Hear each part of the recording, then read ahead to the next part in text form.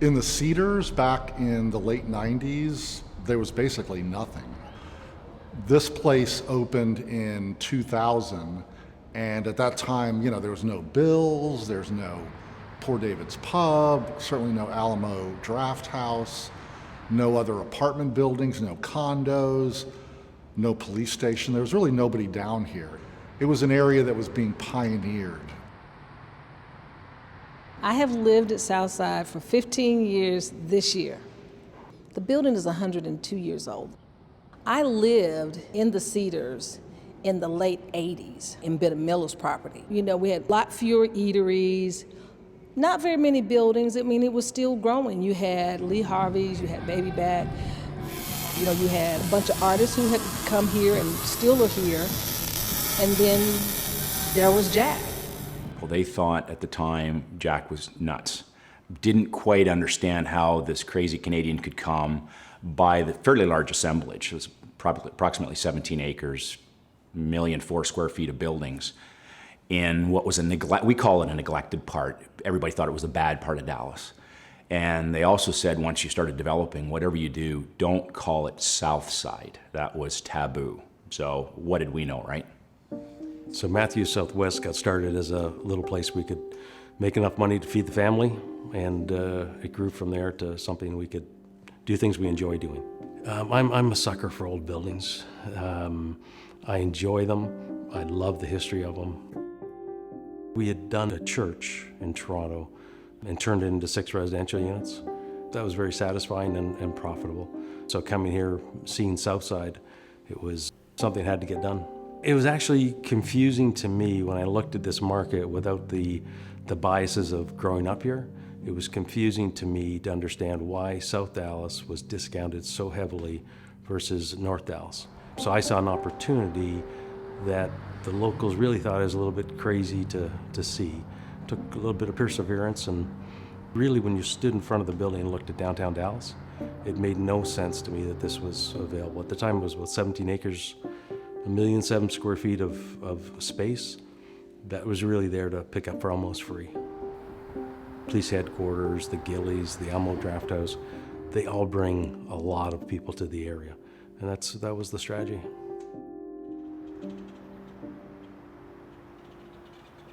I'm Gloria Munoz. I went to high school here.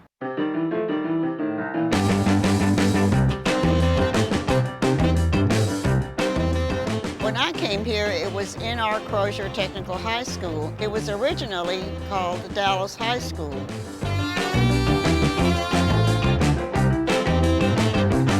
I graduated in 1957. This is where a lot of the boys that were not necessarily going to college were able to learn a trade. They taught them auto mechanics, shop, woodworking. They taught girls cosmetology, homemaking, things that people don't get in school anymore.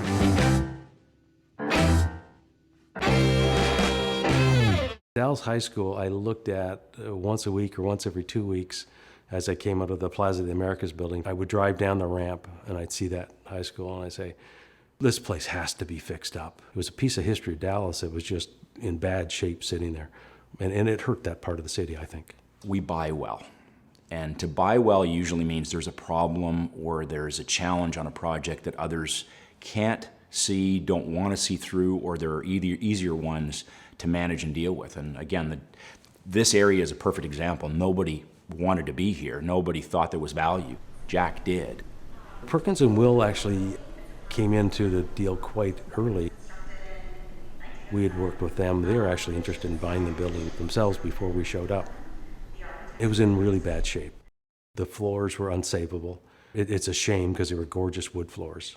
The old auditorium, which is now in gorgeous condition, you could barely make it out when we were going through there with the little flashlights and wandering about with the whole place boarded up.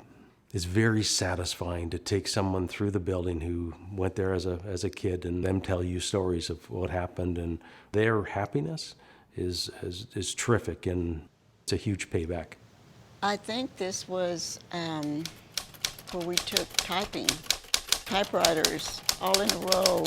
They were the manual typewriters, and we all learned how to type without looking. Miss Hetherington used to come and tell us, look the other way, because we're supposed to type and look this other way.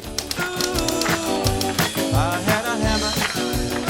Trini Lopez was our classmate, and he used to walk me home from school. And his Trini Lopez combo used to entertain us in the auditorium and in the cafeteria where we had our school dances. It was just magical. It was so much fun. Between my brothers and my sisters,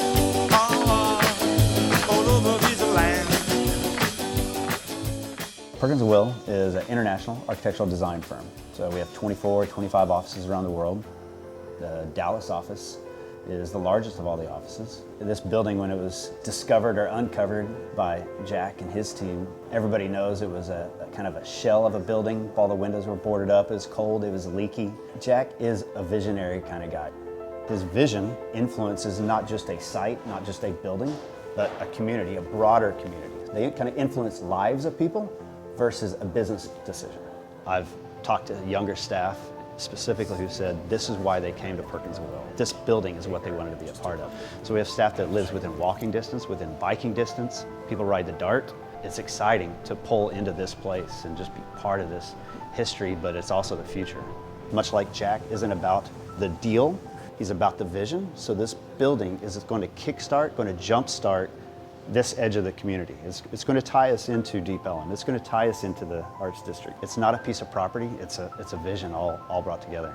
The easiest thing for a developer to still do is to knock something down.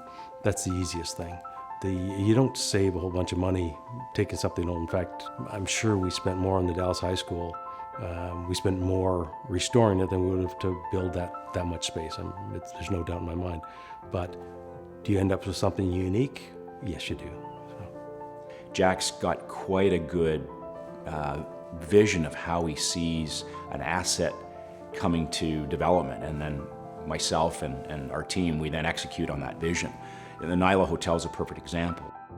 Jack always envisioned for this area and the master plan development down here, there would be a hotel. Southside on Lamar, it was quite successful as a rental project. Some of us said, hey, we should convert that coffin factory into more residential. And Jack was very steadfast, saying, no, we need other pieces to make up enhance the fabric, if you will, of what will ultimately be a live, work, play neighborhood, which is always what we touted. The coffin building was one of the original purchases from Sears. The first day I looked at everything here, I called it the hotel building. The mistake I made was not doing the hotel building earlier, because since it's opened, it's really become the meeting place, the heartbeat of what's going on in this area.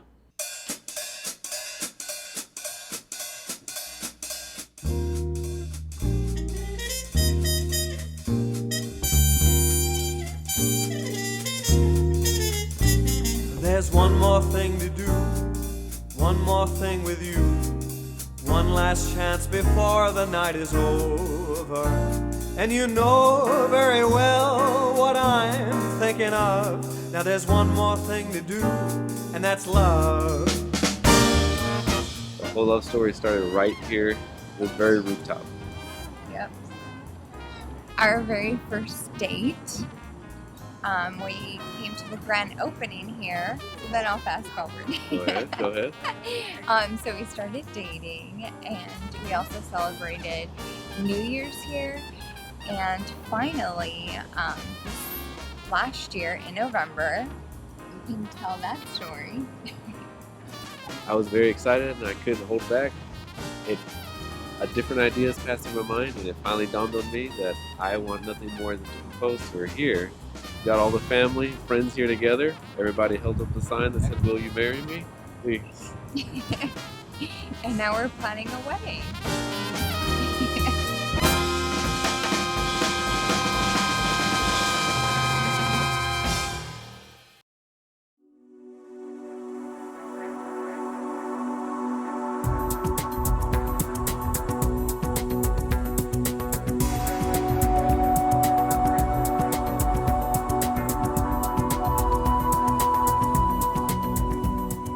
Pegasus is a fun story in that Jeff West, who I worked with for quite some time, that came to me and he said, "Jack, this old Pegasus is out there somewhere.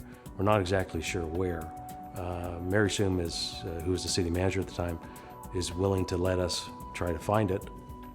If we find it, maybe we can restore it. And he asked me if I was up for this. I said, absolutely, let's try to find it.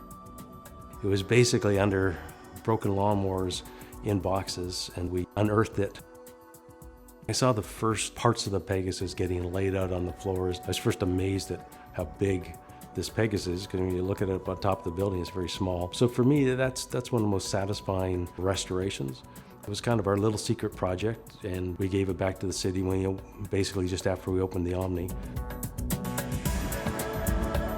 The history of the thing mixed together with it buried away and almost forgotten, to bring it back and put it into one of the most photographed pieces in the city. That was a big deal. It was enjoyable.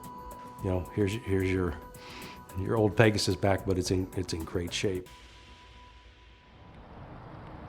When we purchased land in 1997 in the Cedars, there were probably 5 or 6 liquor stores.